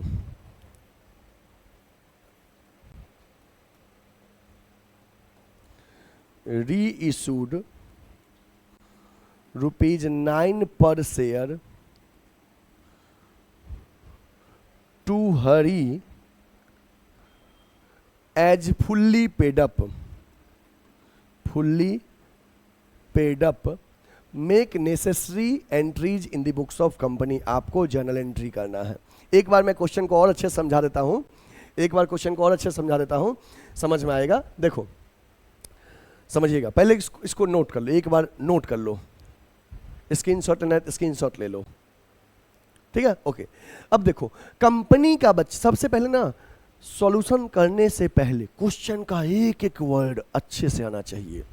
क्या कह रहा है और जो कह रहा है आप वही समझो जो क्वेश्चन कह रहा है, इधर उधर कुछ नहीं, ठीक है। ओके, तो क्वेश्चन कह रहा है कि ऑथराइज कैपिटल कंपनी का 5 लाख है और एक शेयर 10 का है, तो समझ में आ गया। अच्छा, कंपनी मैक्सिमम 50 शेयर इशू कर सकती है, जिसमें से कंपनी ने वाई से बिल्डिंग परचेज किया है 2 लाख का और बदले में वाई को शेयर इशू कर दिया कंपनी ने, ठीक है। यहां तक तो अलग पॉइंट हो गया। इसके बाद कंपनी 30,000 शेयर पब्लिक को ऑफर की, शेयर 10 का है, 10 का शेयर पे पैसा कुछ इस तरह से मिलेगा, ठीक है। सबने पैसा दे दिया, केवल अशोक ने अपने 500 शेयर पे फर्स्ट कॉल और सेकेंड कॉल नहीं दिया। अगर यहीं पे सेंटेंस क्लोज हो जाता, फुल स्टॉप, और कहता जनरल एंट्री करने के लिए, तो आपको आता है पिछला कॉन्सेप्ट आपने जितना पढ़ा था, इस अभी के टॉपिक को छोड़ के आप यहीं तक पढ़े थे कि Ashok first call second call नहीं दिया तो फर्स्ट कॉल सेकेंड कॉल मांगते, बट उतना कम मिलता। यहां तक तो आप कर ही सकते हो। यहां के बाद नया पॉइंट ऐड हुआ है, वो नहीं दिया इसलिए कंपनी उसका शेयर फॉरफिट कर दी, कैंसिल कर दी, और बाद में उन शेयर को री इशू किया है 9 पर share to Hari at fully paid up के हिसाब से। तो सुनो बच्चे, एक काम करो, कभी भी क्वेश्चन देख के घबराओ नहीं कि हमको नहीं आ रहा है। आप हमेशा ये सोचो, अच्छा फॉरफिट कब कर रहे हैं? सेकेंड कॉल के बाद कर रहे हैं, तो सेकेंड कॉल तक का तो आपको एंट्री आता है, पहले सेकेंड कॉल तक का एंट्री करिए, फिर हम समझाएंगे फॉर फ्यूचर और री इशू का एंट्री क्या होगा। जैसे आप वो second call, first call second call नहीं दिया इसलिए सेकेंड कॉल के बाद फॉरफिट कर रहे हैं, तो भाई आप सेकेंड कॉल तक का तो एंट्री कर सकते हैं। फॉरफिचर तो सेकेंड कॉल के बाद होगा, तब ना आप समझोगे फॉरफिचर का एंट्री क्या होगा। पहले सेकेंड कॉल तक का एंट्री करते हैं, इस पॉइंट को अभी इग्नोर कर दीजिए, ठीक है। चलिए, यहां से यहां तक का पॉइंट आपको पुराना पॉइंट सब है, पहले इसका एंट्री करते हैं। चलिए देखते हैं। सबसे पहले कंपनी पब्लिक को इशू करने से पहले 2 लाख का बिल्डिंग खरीदी है वाई से और उसको शेयर दी है, उसका एंट्री होगा। चलिए एक फ्रेश पेज लेते हैं। आप जब भी जर्नल एंट्री करिएगा फॉर्मेट में करिएगा, मैं बिना फॉर्मेट के करूंगा, आप फॉर्मेट में, ठीक ना। ओके,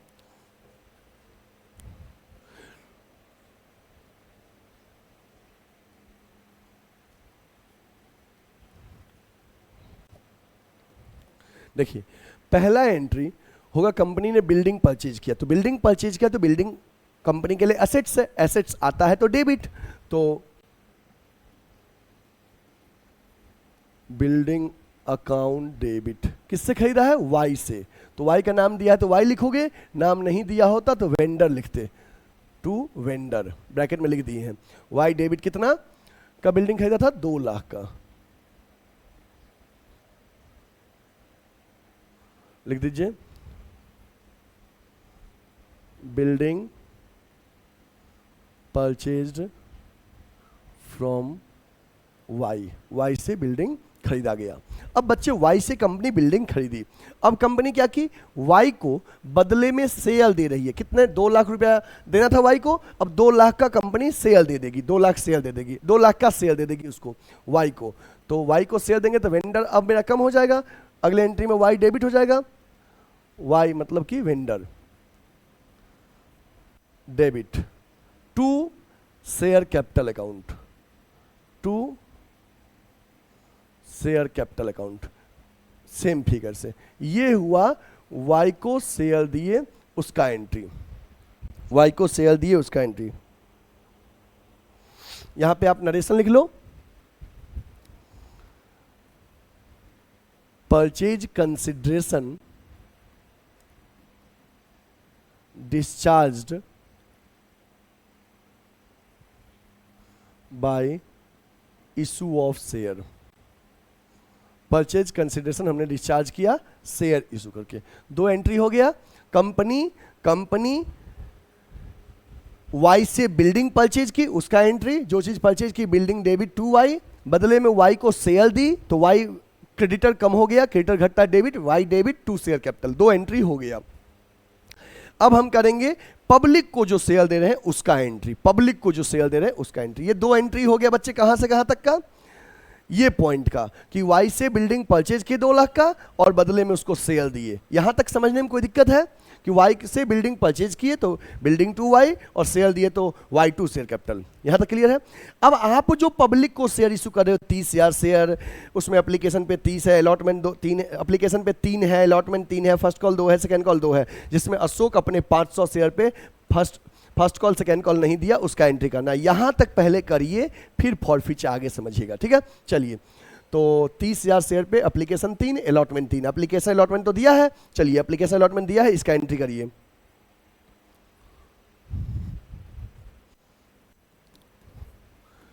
एप्लीकेशन पैसा मिलेगा, bank account debit to share application account. 30,000 share पे 3 के हिसाब से, 30,000 शेयर पे 3 के हिसाब से 90,000 रुपया, 90,000।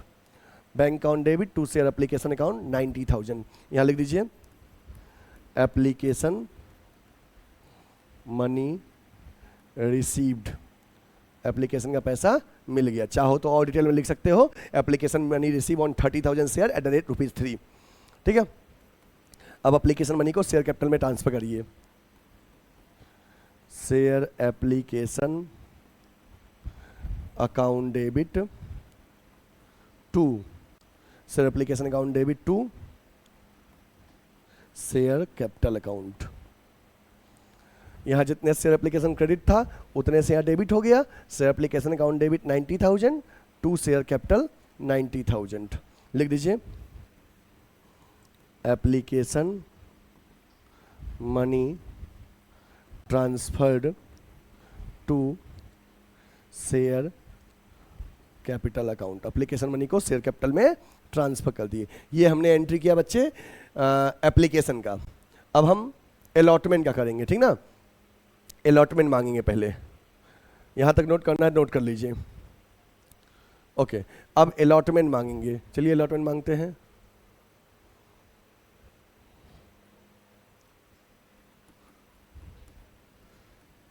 Share allotment account debit to share capital account. देखिए अलॉटमेंट कितना था, 30,000 शेयर है, 30,000 शेयर पे अलॉटमेंट 3 के हिसाब से 90,000 मांगिए। Share allotment account debit to share capital account 90,000 लिखिए। अलॉटमेंट मनी ड्यू, अब पैसा मिलेगा अलॉटमेंट का, पैसा आएगा bank account debit to share allotment account. ये 90,000 मिल जाएगा क्योंकि सबने दे दिया है पैसा, किसी का कोई एरियर नहीं है। लिख दीजिए अलॉटमेंट मनी रिसीव्ड, अलॉटमेंट का पैसा मिल गया। यहां तक हो गया। अब फर्स्ट कॉल मांगेंगे। चलिए फर्स्ट कॉल मांगिए। फर्स्ट कॉल कितना है, फर्स्ट कॉल 30,000 शेयर पे 2 के हिसाब से फर्स्ट कॉल मांगिएगा। केवल 500 शेयर पे अशोक फर्स्ट कॉल नहीं दिया है, उतना कम मिलेगा। तो ड्यू एंट्री में कोई दिक्कत उससे नहीं है। ड्यू में पहले मांगेंगे 30,000 शेयर पे 2 के हिसाब से फर्स्ट कॉल मांगेंगे, बैंक वाले में 500 शेयर पे कम मिलेगा। चलिए फर्स्ट कॉल मांगिए। Share first call account debit to share capital account. 30,000 share पे 2 के हिसाब से 60,000 लिख दीजिए। First call money due, first call मांगा गया। अब पैसा मिलेगा, यहां पे ध्यान देना है आपको। पैसा मिलेगा, जो आएगा वो बैंक अकाउंट डेबिट, जो आएगा वो बैंक अकाउंट डेबिट। अब बच्चे एक बात आपको बता दें, अब सवाल है अरियर ओपन करे कि ना करे। तो सुनो मैं बता दे रहा हूं, आपके मन पे है, आप चाहो तो अरियर ओपन करो, चाहो तो ना करो। यहां पे आपके पास अरियर के पॉइंट ऑफ व्यू से ऑप्शन होता है कि चाहे कॉल्सिन अरियर ओपन करिए या ना करिए। अगर आप अरियर ओपन करेंगे तो यहां पे कॉल्सिन अरियर को डेबिट करेंगे, जो पैसा नहीं मिलेगा, और शेयर फर्स्ट कॉल को पूरे क्रेडिट करेंगे। और ध्यान रखना है, अगर आप अभी अरियर ओपन किए तो जब शेयर फॉरफिट करोगे ना तो अरियर ही क्रेडिट करोगे, कॉल से अरियर ही क्रेडिट करोगे। और नहीं ओपन करोगे, उतना से फर्स्ट कॉल को कम क्रेडिट किए हो तो उस समय जब फॉरफिट के टाइम में फर्स्ट कॉल को क्रेडिट करेंगे। तो आप पूछोगे हमसे सर आप क्या करेंगे, तो हमें जब बोलता है क्वेश्चन में क्लियरली ओपन करिए कॉल शेड्यूल तो हम करते हैं, नहीं बोलता है तो हम नहीं करते हैं। बाकी आप पे डिपेंड करता है आप ओपन करना चाहो या ना। मैं तो कहूँगा मेरे अकॉर्डिंग ही चलो, बाकी आपका ऑप्शन ओपन है, आप चाहो तो ओपन कर सकते हो, चाहो तो ना करो, कोई दिक्कत नहीं है। तो मैं नहीं करूँगा, ठीक है। तो bank account debit to share first call account. अब 60,000 शेयर 30,000 शेयर पे 2 के हिसाब से फर्स्ट कॉल मांगे, सब कोई देता तो पूरा 60,000 मिलता, बट अशोक अपने 500 शेयर पे फर्स्ट कॉल का 2 रुपया नहीं दिया। कितना नहीं दिया? 500 शेयर पे 2 के हिसाब से 1,000 रुपया नहीं दिया। 1,000 रुपया फर्स्ट कॉल का क्या हो गया? Calls in arrear, calls in arrear. अगर ओपन करते तो यहाँ पे कॉल्स इन अरियर डेबिट करते, लेकिन हम नहीं किए हैं तो 1,000 तो कम मिला है, तो 60,000 मांगे और उसमें 500 शेयर पे 2 के हिसाब से 1,000 रुपया कम मिला है। कितना मिला है? 59,000। जो मिला है वो बैंक में जाएगा, बैंक अकाउंट डेबिट, और शेयर फर्स्ट कॉल उतने से ही क्रेडिट होगा। अब यहाँ पे आप ध्यान देना कि हमने फर्स्ट कॉल को डेबिट किया 60,000 से, बट क्रेडिट किया है 59 से, तो इट इंडिकेट्स कि हमारा फर्स्ट कॉल एक्सेस डेबिट है 1,000 से। तो जिस दिन फॉरफिट करेंगे उस दिन वो 1,000 क्रेडिट कर देंगे। और अगर आज कॉल्स इन अरियर ओपन कर दें तो फर्स्ट कॉल पूरे 60,000 से क्रेडिट हो जाएगा। तो जिस दिन फॉरफिट करेंगे उस दिन कॉल्स इन अरियर फिर क्रेडिट करेंगे, फर्स्ट कॉल नहीं करेंगे, क्योंकि पूरा क्लोज कर दिया फिर दोबारा कैसे करोगे, ठीक है। तो इसलिए ध्यान रखना है, ठीक है। ये हो गया, फर्स्ट कॉल का पैसा मिला। लिख दीजिए first call money received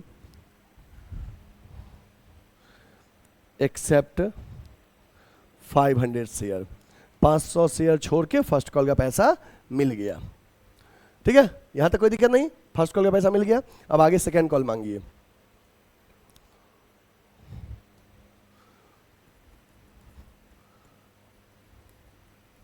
share second and final call account debit to share capital account. Share second and final call account debit to share capital account. Second and final call due. Second and final call पे मांगे 30,000 share पे 2 के हिसाब से। Second call भी 2 रुपए के हिसाब से, देखो सेकेंड कॉल भी 2 रुपए के हिसाब से। 30,000 शेयर पे सेकेंड कॉल 2 के हिसाब से मांगे 60,000। 60,000 सेकेंड कॉल ड्यू किए। अब सेकेंड कॉल का पैसा मिलेगा, पैसा मिलेगा तो bank account debit to share second and final call account. अब सवाल है सर पूरे 60 मिलेगा? नहीं, सबने दे दिया, सबने दे दिया। अशोक अपने 500 शेयर पे सेकेंड कॉल नहीं दिया, 500 शेयर पे 2 के हिसाब से। सेकेंड कॉल का भी 500 शेयर पे 2 के हिसाब से 1,000 रुपया नहीं मिला, तो कितना मिला? 59,000।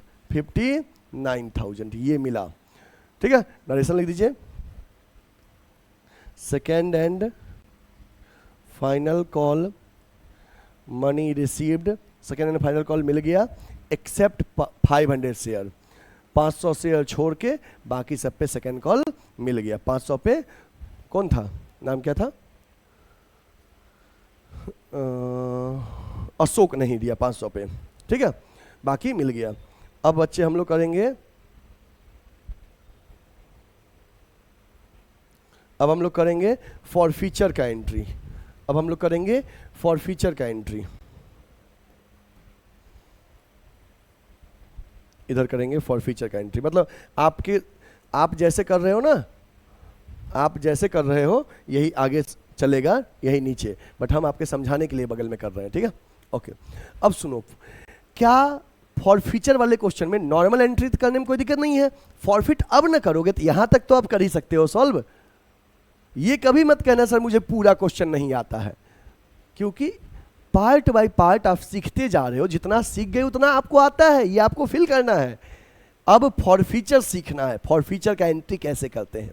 सुनिए क्या कह रहा है क्वेश्चन में, और सुनो क्वेश्चन में कह रहा है कि ये अशोक अपने 500 शेयर पे फर्स्ट कॉल सेकेंड कॉल नहीं दिया, इसलिए इसका शेयर कैंसिल किए। जब हम बोले वो सेकेंड कॉल नहीं दिया तो इसका मतलब सेकेंड कॉल तक पैसा मांगे हैं, ठीक है, तो इसलिए उसका शेयर कैंसिल किए। कैंसिल करते वक्त आप बाद में री इशू कैसे कर रहे हो इस वर्ड से कोई मतलब नहीं है। मतलब अभी हम फॉरफिट का एंट्री करेंगे तो मुझे री इशू के सेंटेंस से कोई मतलब नहीं है कि मैं री इशू कैसे कर रहा हूं, पार पे कर रहा हूं कि प्रीमियम पे कर रहा हूं कि डिस्काउंट पे कर रहा हूं, इससे एक सेंटेंस भी कोई मतलब ही नहीं है, 1% भी नहीं है। अभी आप फॉरफिट कर रहे हैं, पहले फॉरफीचर का एंट्री करिए, री इशू बाद में होगा, फॉरफीचर के बाद री इशू का पॉइंट पढ़ेंगे, ठीक है ना। हमें कोई मतलब नहीं, बच्चे क्या करते हैं पूरा पढ़ लेते हैं और कंफ्यूज होते रहते हैं। मेरे अकॉर्डिंग चलो, हम बोले फॉरफीचर कर रहे हो तो फॉरफीचर ही पढ़ो, री इशू से कोई मतलब ही नहीं है, री इशू तो बाद में आएगा ना, पहले फॉरफिट तो करिए, एक एक एंट्री पे मार्क्स है, ठीक है। चलिए, तो आप इसका शेयर कैंसिल कर रहे हो, क्यों कैंसिल कर रहे हो? क्योंकि उसने 500 शेयर पे फर्स्ट कॉल सेकंड कॉल नहीं दिया। शेयर था कितने का? 10 का था। क्या आपने पूरा 10 रुपया मांगा था? हाँ। कैसे पता चला? जब सेकंड कॉल नहीं दिया, ये आखिरी कॉल है, तो यहाँ तक मांगे तभी तो कह रहे हैं कि वो नहीं दिया। अच्छा, इसका मतलब कॉल डब कितना हो गया? 10 रुपया। उसमें से उसने फर्स्ट कॉल का 2, सेकेंड कॉल का 2 नहीं दिया 500 शेयर पे। चलिए, इसका एंट्री करिए। शेयर को जब कैंसिल करते हैं, कुछ देर पहले आपको बताए थे, शेयर को जब कैंसिल करोगे तो हमेशा शेयर कैपिटल को डेबिट करोगे, share capital account debit. Figure कैसे लिखेंगे? जितना शेयर कैंसिल कर रहे हैं इनटू कॉल्ड अप वैल्यू। अभी वाले क्वेश्चन में 500 शेयर कैंसिल कर रहे हैं और इनटू कॉल्ड अप वैल्यू पूरा 10। ये 10 का शेयर 10 में ही इशू हुआ है, मतलब पार वाला केस है, प्रीमियम वाला नहीं है, क्योंकि 10 का शेयर था और 10 में ही इशू हुआ है, मतलब पार का केस है। 500 शेयर इनटू कॉल्ड अप 10, 5000। हम आपके समझने के लिए लिख दे ब्रैकेट में 500 इंटू 10, 5000, ठीक है। टू जो पैसा मांगे और नहीं मिला, जो इंस्टॉलमेंट नहीं मिला, क्या क्या नहीं मिला था बच्चे? उसने फर्स्ट कॉल और सेकेंड कॉल नहीं दिया। तो जब फर्स्ट कॉल सेकेंड कॉल नहीं दिया, अच्छा फर्स्ट कॉल सेकेंड कॉल नहीं दिया तो क्या दे दिया? एप्लीकेशन और अलॉटमेंट।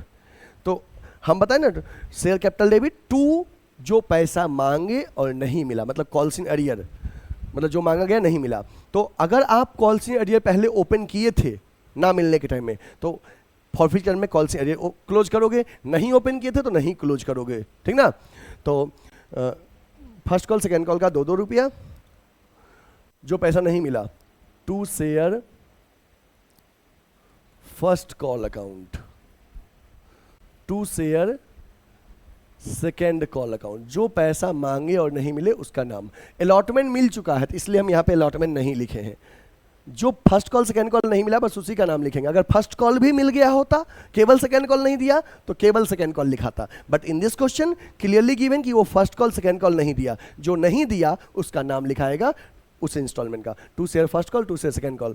फर्स्ट कॉल का 2 रुपया, सेकेंड कॉल का 2 रुपया, 500 शेयर पे 500 इंटू 2, 1000 रुपया फर्स्ट कॉल का नहीं मिला, 500 इंटू 2, 1000 रुपया सेकेंड कॉल का नहीं मिला। जो पैसा मिल गया इससे पहले वो शेयर फॉरफीचर अकाउंट में जाएगा, टू शेयर फॉरफीचर अकाउंट, जो पैसा मिल गया। सवाल है सर कितना मिल गया, कैसे पता चलेगा? जब वो फर्स्ट कॉल सेकेंड कॉल नहीं दिया तो केवल एप्लीकेशन अलॉटमेंट दिया, और एप्लीकेशन का 3, अलॉटमेंट का 3, मतलब 3 3 6। जो पैसा मिल गया 500 शेयर पे 6 के हिसाब से, वो 3000 रुपया यहाँ जाएगा। ये एंट्री हो गया।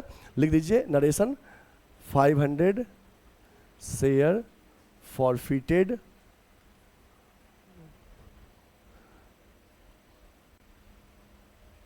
एक सेकेंड, यहाँ नरेशन लिख दीजिए, 500 share of Ashok forfeited due to non-payment of first call and second call money। First call और सेकेंड कॉल नहीं पे किया इसलिए उसका शेयर कैंसिल कर दिए, ठीक है। फिर सुन लो, जब शेयर कैंसिल करेंगे, यही आज की क्लास का नया पॉइंट था आपका, जब शेयर कैंसिल करेंगे तो शेयर कैपिटल डेबिट। फिगर कैसे? कॉल्ड अप से 500 शेयर इंटू कॉल्ड अप 10, 5,000। 2 जो इंस्टॉलमेंट नहीं मिला, फर्स्ट कॉल सेकंड कॉल नहीं मिला, 2 share first call, second call नहीं मिला, 2 शेयर सेकंड कॉल। और जो पैसा मिल गया वो शेयर फॉरफीचर में जाएगा 500 शेयर पे 6 के हिसाब से। एप्लीकेशन और अलॉटमेंट का मिल गया ना, वो यहाँ पे गया। और नरेशन लिख दिए 500 shares of Ashok forfeited due to non payment of allot first call and second call money. ये शेयर के फॉरफीचर का एंट्री हुआ। ये क्या एंट्री था बच्चे? फॉरफीचर का एंट्री था। ये आज की क्लास का आपके लिए न्यू और इंपॉर्टेंट एंट्री था, बाकी तो सब पुराना ही था। ठीक है, ओके। अब यहां ध्यान दो आप, जैसे हम फर्स्ट कॉल मांगे थे तो 60,000 से डेबिट किए थे, मिलते टाइम में 59 से ही क्रेडिट किए, 1,000 से एक्सेस डेबिट था ना। अब हम जब अरियर ओपन नहीं किए तो फर्स्ट कॉल एक्सेस डेबिट था, आज हम उस फर्स्ट कॉल जो एक्सेस डेबिट था उसको क्रेडिट कर दिए 2 शेयर फर्स्ट कॉल लिख के 1000 से। सेकंड कॉल जब मांगे तो डेबिट किए थे 60 से, बट मिलते टाइम में सेकंड कॉल को क्रेडिट 59 से ही किए। 1000 से जो एक्सेस डेबिट था उसको भी आज हम क्या किए? क्रेडिट कर दिए सेकंड कॉल को 1000 से, मतलब अकाउंट क्लोज हुआ। अगर हम इस दिन कॉल्स इन अरियर यहाँ ओपन करते, यहाँ पे कॉल्स इन अरियर ओपन करते तो उस केस में फर्स्ट कॉल पूरे से क्रेडिट होता। तो जब अरियर ओपन किया तो आज जब पैसा नहीं मिलता और फॉरफिट करते तो फॉरफीचर टाइम में यहाँ पे कॉल्स इन अरियर लिखते, यदि कॉल्स इन अरियर ओपन किए थे तो तब फर्स्ट कॉल सेकंड कॉल नहीं लिखते। लेकिन हमने ओपन नहीं किया इसलिए फर्स्ट कॉल सेकंड कॉल लिखा। पॉइंट क्लियर है? और मैं कहूँगा ना बोले तो मत करो, बोले तो ओपन करना कंपलसरी है, बाकी आप पे डिपेंड करता है। चलिए अब हम शेयर को री इशू करेंगे। ये फॉरफिट कर दिए। री इशू कैसे कर रहा है ध्यान दीजिएगा, मेन री इशू में ही आपको समझना है। फॉरफीचर तो आप कर लेंगे, री इशू समझिएगा, री इशू कैसे करेंगे। कह रहा है दीज शेयर वर री इशूड, मतलब हिज शेयर री इशूड, उसका शेयर री इशू कर रहे हैं एट 9 पर शेयर फुल्ली पेड अप। यहां ध्यान देना होता है, 2 फिगर दिया रहेगा, 9 पर शेयर फुल्ली पेड अप, 9 पर शेयर 10 पेड अप, ऐसे दिया रहेगा। तो ध्यान रखना, री इशू जब करोगे, ध्यान रखो, जब री इशू जब करोगे तो एंट्री में री इशू टाइम में बैंक डेबिट होगा, ये बात पक्का है, बैंक अकाउंट डेबिट। और 2 शेयर कैपिटल क्रेडिट होगा, ये बात भी पक्का है। जब भी शेयर को री इशू करोगे तो बैंक 2 शेयर कैपिटल होगा, बैंक डेबिट 2 शेयर कैपिटल होगा ही, ये बात पक्का है। पार का केस रहेगा तो यही एंट्री हो जाएगा अगर पार पे इशू करोगे तो। अगर प्रीमियम पे इशू करोगे तो bank debit 2 share capital 2 securities premium आ जाएगा नीचे। और अगर डिस्काउंट पे इशू करोगे तो शेयर फॉरफीचर डेबिट हो जाएगा, bank debit share forfeiture debit 2 share capital as per situation. अगर पार में इशू करोगे तो बैंक 2 शेयर कैपिटल, अगर प्रीमियम पे इशू किए तो bank debit share capital debit 2 securities premium, एक एक्स्ट्रा ऐड हो जाएगा। और अगर डिस्काउंट पे इशू किए तो bank debit securities premium debit 2 share capital as per situation, as per situation. तो बच्चे यहां पे क्या बोल रहा है कि दीज शेयर वर री इशूड एट 9 पर share eight fully paid up. ध्यान दीजिए इस वर्ड पे। तो बच्चे पेड अप के साथ जो वर्ड अटैच हो, ध्यान रखो, पेड अप के साथ जो वर्ड अटैच हो वो हमेशा शेयर कैपिटल में जाएगा। पेड अप के साथ क्या अटैच है? फुल्ली। अब फुल्ली मतलब फुल फेस वैल्यू, फुल्ली मतलब फुल फेस वैल्यू 10। अच्छा सर, मतलब पेडअप के साथ 10 अटैच है, ये आपने बोला शेयर कैपिटल में जाएगा पेडअप वाला। और दूसरा वाला जो फिगर है वो जाएगा बैंक में।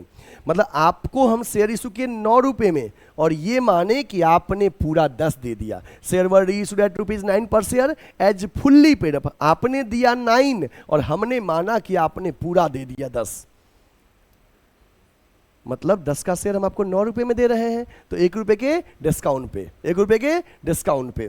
ठीक है, पेडअप में 10 है और आपने आपको री इशू किया 9 में, 9 का शेयर 10 का शेयर 9 में तो 1 रुपये के डिस्काउंट में। पेडअप वाला फिगर शेयर कैपिटल में जाएगा 10 रुपया।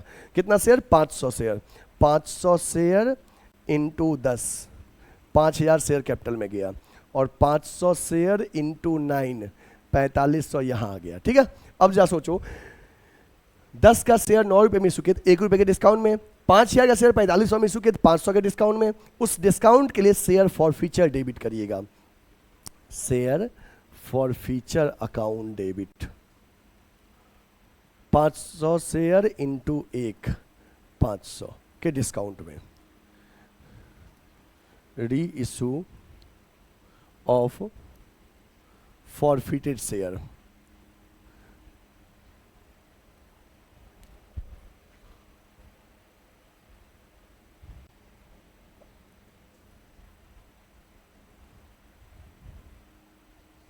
फॉरफिटेड शेयर को री इशू कर दिए ना।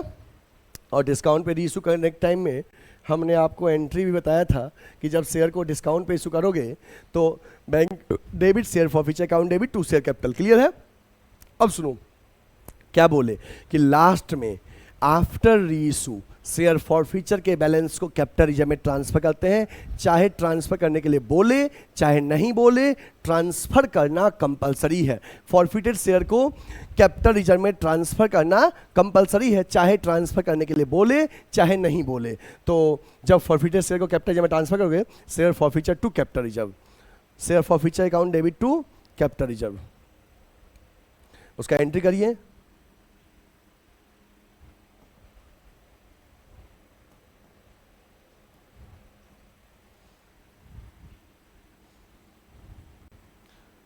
Share forfeiture account debit to capital reserve account, share forfeiture account debit to capital reserve account. अब सुनो फिगर कैसे लिखेंगे ये ध्यान दीजिए। कैपिटल रिजर्व वाला फिगर कैसे लिखेंगे, आपको जाना है जिस एंट्री में फॉरफीचर हुआ था ये एंट्री, और शेयर को फॉरफिट करने पे फायदा कितने का हुआ था, 3000 का। जब आप इन शेयर को कैंसिल किए थे तो कितना का प्रॉफिट हुआ था, 500 शेयर पे 6 के हिसाब से आपको मिला हुआ था, 3000 का फायदा हुआ था। क्या जिस शेयर को आपने फॉरफिट किया उसको री इशू करने में आपको कोई लॉस भी हुआ है? तो हाँ, हमने डिस्काउंट पे इशू किया है और हमको 500 रुपये का लॉस हुआ है। तो फायदा हुआ था 3000 का, लॉस हो गया 500 का। तो अपने पास शेयर फॉरफीचर में कितना बचा, जैसे यहाँ पे शेयर फॉरफीचर क्रेडिट था 3000 से और अगले एंट्री में डेबिट हो गया 500 से, तो कितना बचा, कहोगे सर 2500। वो 2500 कैपिटल रिजर्व में ट्रांसफर हो जाएगा, share forfeiture account debit to share capital account 2500। अगर मान लो सर यहाँ पे हम पार पे इशू करते और लॉस नहीं होता तो पूरे 3000 ट्रांसफर होता। अगर सर प्रीमियम पे करते तो भी लॉस नहीं होता, तो भी 3000 ट्रांसफर होता। तो अगर मान लीजिए सर हमने तो फॉरफिट किया 500 शेयर और री इशू हम 400 शेयर ही किए, तो निकालते कि 500 शेयर का फॉरफीचर 3000, तो 400 शेयर का कितना, 400 शेयर का फॉरफीचर 2400 होता ना। उन 400 शेयर को रीइशू करने में जो नुकसान हुआ घटा लेते, तब ट्रांसफर करते। मतलब अगर आप प्रोपोर्शनेट रीइशू कर रहे हैं, पूरा रीइशू नहीं कर रहे हैं, तो जितना रीइशू कर रहे हैं उतने शेयर का फॉरफीचर में कैलकुलेट करेंगे और उसके बाद कैपिटल रिजर्व में ट्रांसफर करेंगे। ये आगे क्वेश्चन हम बताएंगे, उसमें बताएंगे। अभी आप इतना समझो, मैंने फॉरफिट किया 500 शेयर और वो पूरा 500 शेयर में रीइशू कर दिया हूँ। 500 शेयर के फॉरफीचर में हमको फायदा हुआ 3000 का, उन 500 शेयर के रीइशू में मुझे नुकसान हो गया 500 का।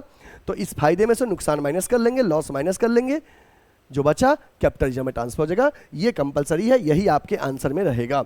लिख लीजिए यहाँ पे,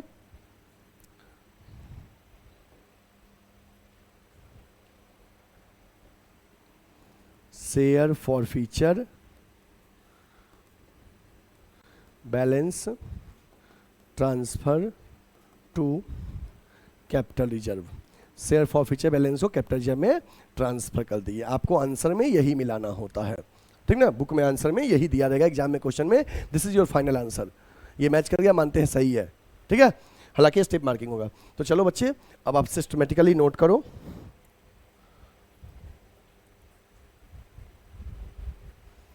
चलिए ये क्वेश्चन नोट कर लीजिए, पवन लिमिटेड वाला क्वेश्चन। ये उसका फर्स्ट 4 एंट्री नोट कर लीजिए। हो गया, डन, ओके। नेक्स्ट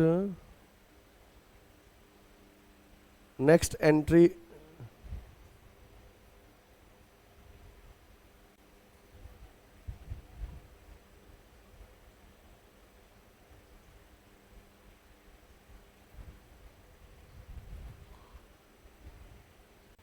नेक्स्ट 4 से 8 तक का नोट कर लीजिए, 5, 6, 7, 8 का नोट कर लीजिए। हो गया। नेक्स्ट 8, 5 यहां आपका 8, 9, 10 हो गया, 10। उसके बाद ये आपका एंट्री नंबर 11 है, ये एंट्री नंबर 12 है, ये एंट्री नंबर 13 है, ठीक है।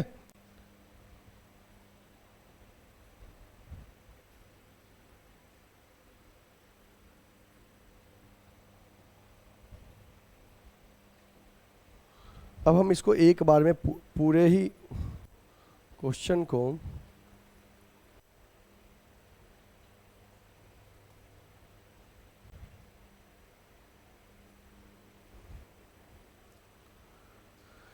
नोट हो गया। अब हम पूरे ही आंसर को एक बार में स्क्रीन पे लाते हैं।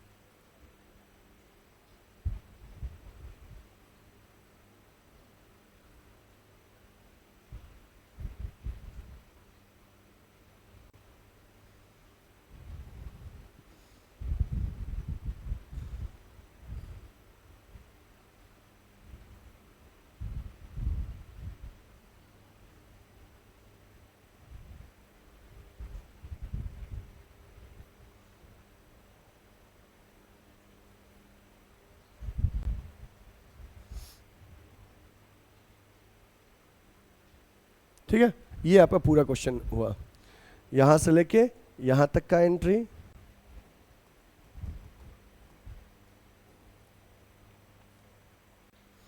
यहां से लेके यहां तक का एंट्री, उसके बाद इधर का एंट्री।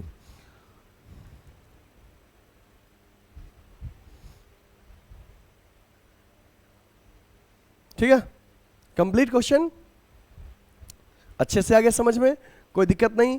अब आपके बुक में जो भी क्वेश्चन होगा फॉर फ्यूचर और रीइश्यू का पहला क्वेश्चन अब आप बनाएंगे, कई क्वेश्चन आगे का बन जाएगा आपसे, कोई दिक्कत नहीं होगा। हालांकि हम फॉर फ्यूचर और रीइश्यू का और भी नेक्स्ट क्लासेस में क्वेश्चन डिस्कस करेंगे।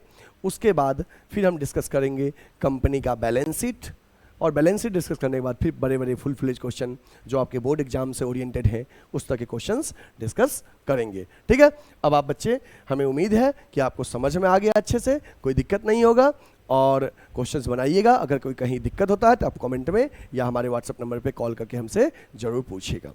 अब मान लो बच्चे आप ऑफलाइन पढ़ना चाहते हो, आपको ऑनलाइन समझ में आता है और आप चाहते हो सर से ऑफलाइन पढ़ना, तो ऐसे कोई भी स्टूडेंट जो हमसे ऑफलाइन पढ़ना चाहते हैं वो हमसे ऑफलाइन पढ़ने के लिए गुडविल एडुकेयर के ऑफलाइन सेंटर को ज्वाइन करें। हमारा ऑफलाइन सेंटर वाराणसी में लंका पे है, रविदास गेट के पास। हमारा ऑफलाइन सेंटर वाराणसी में लंका पे है, रविदास गेट के पास। जिन बच्चे को भी हमारे ऑफलाइन सेंटर में ज्वाइन करना है वो स्क्रीन पे दिए हुए नंबर पर हमें कॉल या व्हाट्सएप कर लीजिए। गुडविल एडुकेयर एक प्योर कॉमर्स कोचिंग है जो वाराणसी में है, लंका पे है।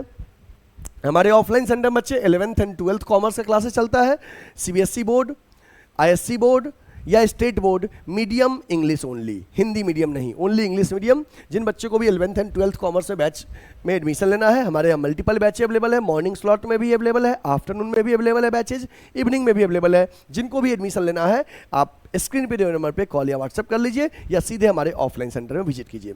इसके साथ ही बच्चे हमारे यहाँ सीयूटी का भी प्रिपरेशन होता है। सीयूटी में बीकॉम और एमकॉम एंट्रेंस का हम लोग प्रिपरेशन कराते हैं। जिन बच्चे को भी सीयूटी में एम है कि हमें बीएचयू में पढ़ना है, दिल्ली यूनिवर्सिटी में पढ़ना है, इलाहाबाद यूनिवर्सिटी में पढ़ना है, उन बच्चे को सपने को साकार करने के लिए गुडविल एडुकेयर में सीयूटी के लिए लक्ष्य बैच चल रहा है, ताकि आपका लक्ष्य पूरा हो सके और आप एडमिशन लेना चाहते हैं तो जल्दी से हमारे ऑफलाइन सेंटर में विजिट कीजिए। साथ ही हम लोग BCom first second third year का भी रेगुलर बैचेज चलाते हैं। जिनको भी एडमिशन लेना है सेमेस्टर क्लासेस के लिए वो हमें स्क्रीन पे दिए नंबर पे कॉल कर लीजिए। इसके साथ ही बच्चे अभी हमारे यहाँ एक नया बैच स्टार्ट हुआ है 11th एंड 12th कॉमर्स का। नए बैच में जिनको भी एडमिशन लेना है 11th एंड 12th कॉमर्स के, आप स्क्रीन पे दिए नंबर पे कॉल कर लीजिए या व्हाट्सएप करिए या हमारे ऑफलाइन सेंटर में विजिट कीजिए। साथ ही हम लोग सीयूटी बीकॉम के लिए न्यू बैचेज स्टार्ट किए हैं।